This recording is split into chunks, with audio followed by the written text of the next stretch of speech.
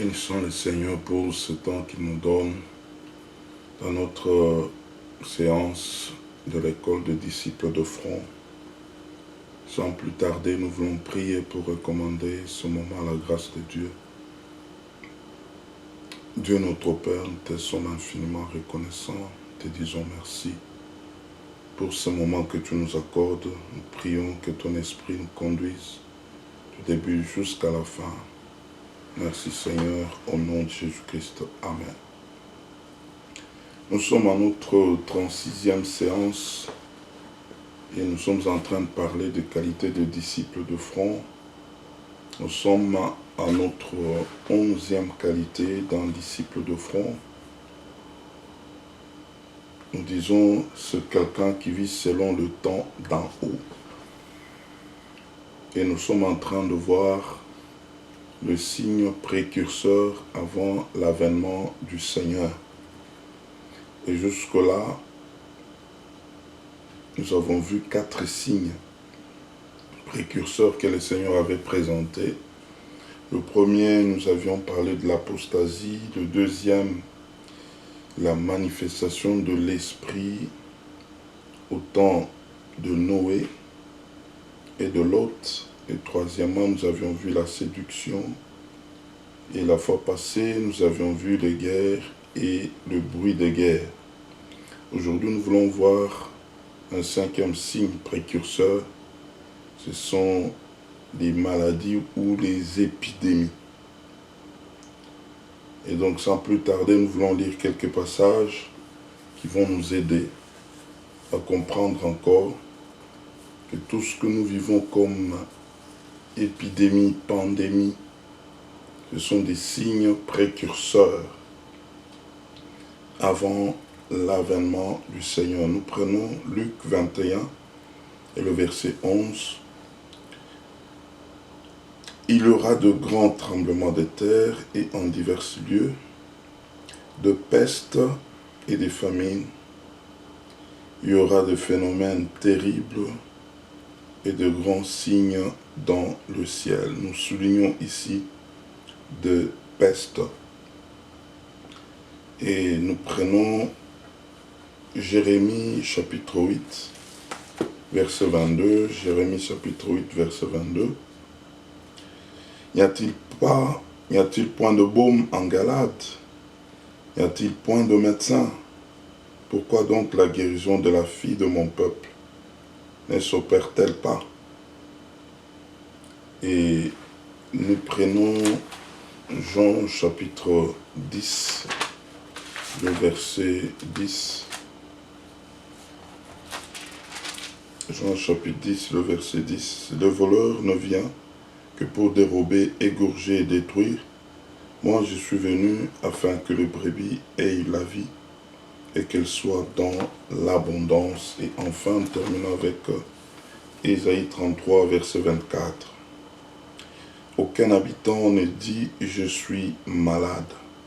Le peuple de Jérusalem reçoit le pardon de ses iniquités. Oui, nous voulons comprendre que les épidémies, la pandémie, ce sont des signes précurseurs avant l'avènement du Seigneur. Et c'est le Seigneur lui-même qui était en train d'enseigner à ses disciples lorsqu'ils avaient demandé au Seigneur, ils voulaient savoir le jour de son avènement, c'est lequel, et le Seigneur pouvait leur dire, il ne pouvait pas donner un jour, mais il pouvait le préparer par des signes. Lorsque ils commenceront à voir de tels signes, qu'ils se disent que le Seigneur est à la porte.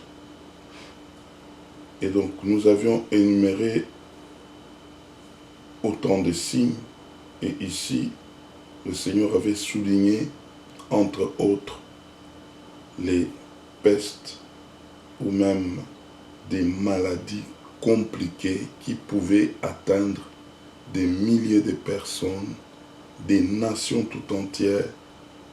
Et donc nous l'avons dit la fois passée, que toutes ces choses, le Seigneur était en train de préparer son peuple à la vigilance. Et aujourd'hui, nous pouvons dire, nous voyons et nous sommes en train de vivre un temps où il y a autant de maladies et même des maladies compliquées qu'on ne sait pas expliquer. La médecine est en train de tâtonner là-dessus. Il y a même d'autres maladies où la médecine est en train de spéculer sans pour autant donner en réalité le vrai cause de toutes ces maladies-là. Et nous allons constater que nous sommes dans un siècle où il y a beaucoup de médecins, où il y a la technologie qui est vraiment à un niveau très élevé, mais il y a des maladies où les médecins sont incapables de donner de remèdes. Il y a des médicaments qui sont à la portée de plusieurs, mais qui ne donnent pas de guérison. C'est comme ça que Isaïe, ou plutôt Jérémie 8, 22, est en train de dire, y a-t-il pas de baume en Galate? Y a-t-il pas de médecin? Mais pourquoi la guérison de mon peuple tarde-t-elle d'arriver? Quand bien même il y a la présence de médecins, il y a la présence de médicaments, et il y a un taux très élevé de malades. Et donc, c'est comme pour dire, ni la présence de médecins, ni la présence de médicaments n'arrive toujours pas à éradiquer les maladies.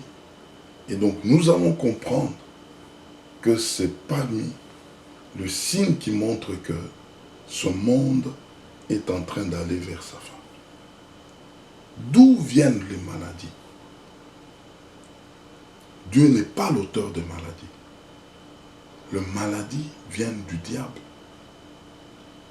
Ce sont des signes qui montrent que les gens ont abandonné Dieu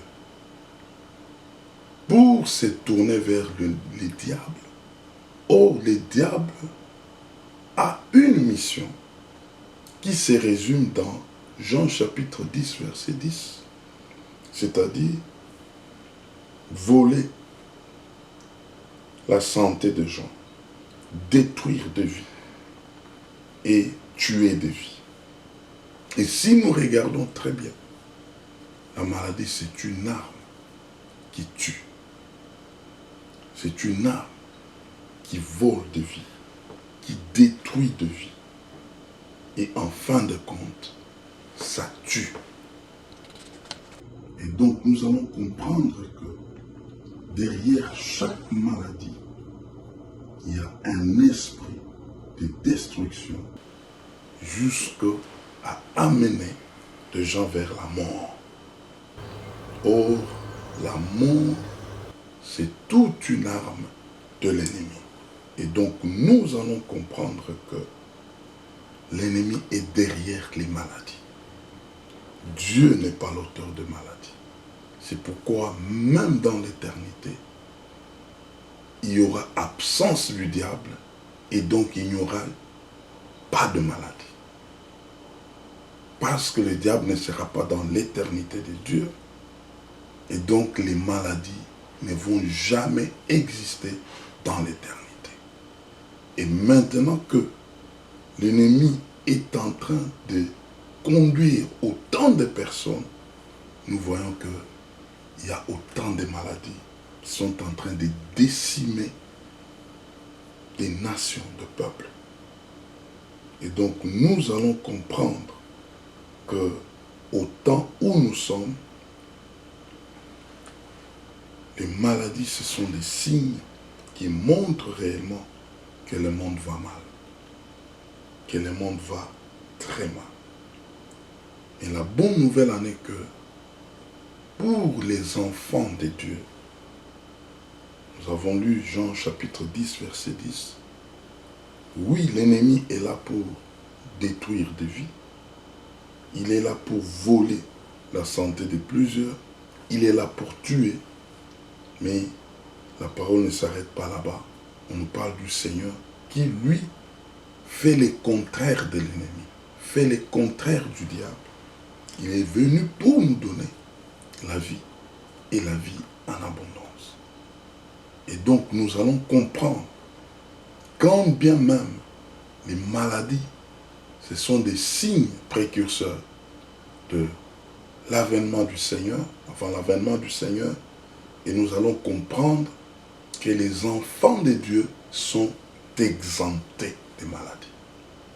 Les enfants de Dieu sont préservés par le Seigneur qui vit en eux. Et donc, quand bien même nous parlons des signes qui vont précéder l'avènement du Seigneur, les enfants de Dieu ne seront pas victimes de toutes ces choses, de toutes ces turbulences. Le Seigneur préserve ceux qui lui appartiennent. Il le garde, il les protège. Effectivement, nous sommes dans un temps de turbulence, mais les enfants de Dieu jouissent de sa protection. Tous ceux qui sont réellement enfants de Dieu, qui sont dans le royaume de Dieu, ils sont exemptés de maladie. Parce qu'en réalité, lorsque nous vivons le ciel sur la terre, au ciel il n'y a pas de maladie, mais si nous vivons comme des enfants d'en haut, comme nous avons dit ici, la 11e qualité, nous sommes de ceux qui vivent le temps d'en haut. En haut, il n'y a pas de maladie. Et donc, si nous vivons le ciel sur la terre, nous serons exemptés de maladie. Nous allons vivre sans maladie. C'est comme ça que Ésaïe 33, 24 est en train de dire qu'aucun habitant, et nous ajoutons, aucun habitant du royaume de Dieu ne dise « je suis malade ». Tu ne peux pas être malade parce que tu es un habitant du royaume de Dieu. Tu ne peux pas être dans le cas de ceux qui tombent malades à cause des épidémies, à cause de la pandémie. Toi, tu es exempté parce que dans le royaume de Dieu, il y a absence de maladie.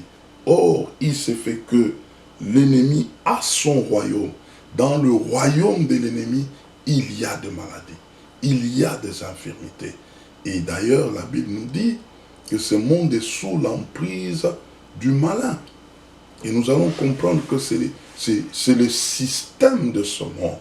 Mais les enfants de Dieu ne sont pas dans le système du monde, ils sont dans le système du royaume de Dieu qui est dans le monde en réalité. Et eux ne sont pas de ce monde, ne sont pas de ce système terrestre. Et donc nous allons comprendre que ces signes précurseurs des maladies, des épidémies, ne touchent pas directement les enfants de Dieu. Ils n'atteignent pas parce que Dieu le préserve, Dieu le garde. C'est pourquoi d'ailleurs, il y a autant de choses qui sont incapables d'arriver à cause de la présence des enfants de Dieu. Quand ils seront enlevés, ah mes amis, ça sera la fête sur la terre. Il y aura autant de choses. C'est pourquoi tout ce que nous voyons, et d'ailleurs le Seigneur le dit clairement, que ce n'est pas encore la fin. C'est pour dire qu'il y aura pire que ça. Mais en même temps, les enfants de Dieu sont préservés. Comprenons que le temps que nous sommes en train de vivre, des épidémies, des maladies, des pandémies, c'est un grand signe précurseur qui montre réellement que le Seigneur est à la porte. Mais en même temps, ceux qui lui appartiennent sont exemptés de tout ce mot qui frappe le monde. Et donc, pour se préserver, soyons réellement dans le Seigneur. vivons réellement comme ceux du royaume de Dieu, nous serons exemptés de toutes ces maladies. Que Dieu bénisse sa parole. Nous allons prier. Seigneur, merci pour ce moment que tu nous donnes. Nous prions que ton esprit continue à nous parler et à nous amener à comprendre dans quel temps nous sommes afin de nous préparer. Merci d'impacter encore de vie et de les amener à confesser Romains chapitre 10, verset 9. Merci Seigneur, au nom de Jésus-Christ. Amen.